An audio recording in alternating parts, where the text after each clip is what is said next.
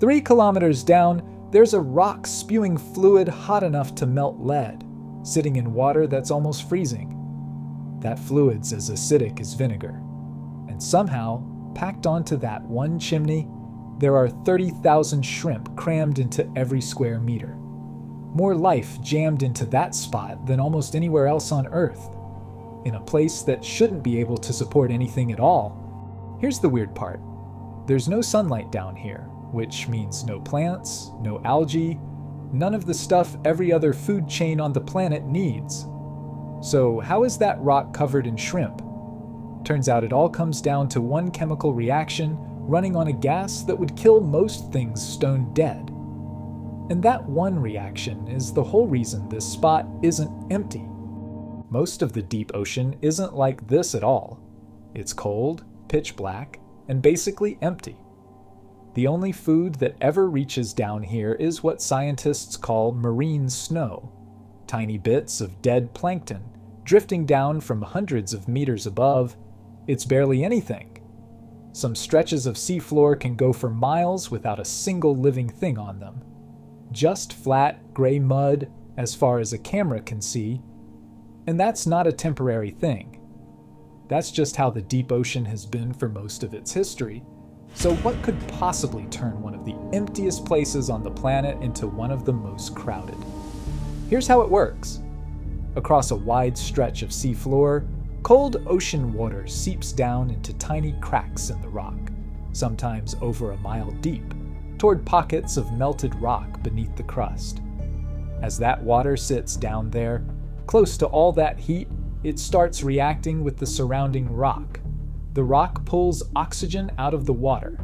In exchange, the water pulls metals and other chemicals out of the rock, including a gas called hydrogen sulfide, the same one behind the smell of rotten eggs. By now, it's lost almost all its oxygen, turned acidic, and picked up a mix of dissolved metals and toxic gas.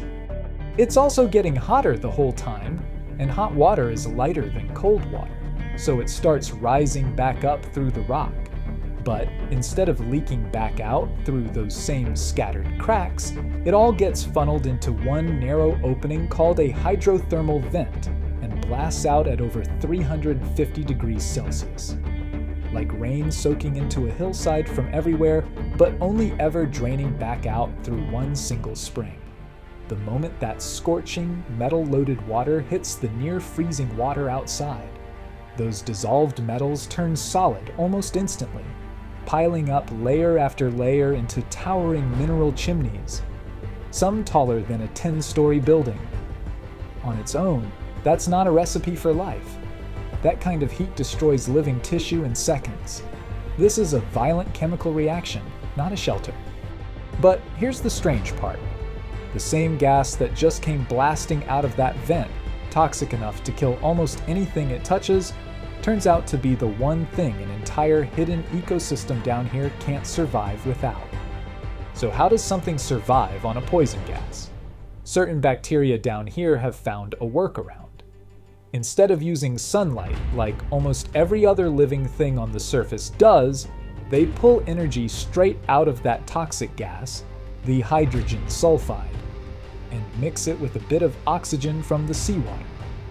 That reaction turns plain carbon dioxide into actual sugar. Real food, built out of chemicals and rock, no sunlight involved. Scientists call this chemosynthesis. And this is where it gets stranger. If this works, it means an entire ecosystem could exist on a planet that never sees a sun at all. But a thin film of bacteria clinging to hot rock isn't enough on its own. Ocean currents down here never stop moving. Any bacteria floating loose would get swept away before anything could actually eat them. So how does anything actually get fed by bacteria that would otherwise get swept away? One animal solved that problem before it ever became one. As tiny larvae, these worms absorb bacteria directly from the water, and once inside, those bacteria are never exposed to the open current again. From there, the worm grows around them, ending up with no mouth, no stomach, and no way to eat at all. sometimes growing longer than a grown man is tall. Its bright red tip is the only part exposed to the water, constantly pulling in oxygen and that same toxic hydrogen sulfide gas. Inside its body, blood carries both gases straight to an organ permanently packed with those same sugar-making bacteria from before. In exchange, the bacteria keep producing sugar constantly, and the worm absorbs it directly, living off that supply for life. This worm doesn't hunt, it doesn't forage. It's basically carrying its own sugar factory inside its body, and that factory is the only thing keeping it alive. But tube worms alone still aren't a full ecosystem. Once that much energy is sitting in one place, everything else starts moving in to take a share of it. Shrimp swarm the chimney walls by the hundreds of thousands, so dense in some spots you can't even see the rock underneath them. Crabs crowd in too, along with pale, eyeless fish, all of them feeding on the bacteria directly, on the tube worms, or on each other. The result is a wall of living things stacked on top of a structure that's still spewing acid in complete darkness. And by weight, some of these sites hold as much life as a tropical coral reef, or a rainforest. So that's the full chain. A vent spewing acid and toxic gas, one that should destroy anything nearby, ends up fueling one of the most crowded ecosystems in the entire ocean, with zero sunlight involved at any step. But here's the real question this raises.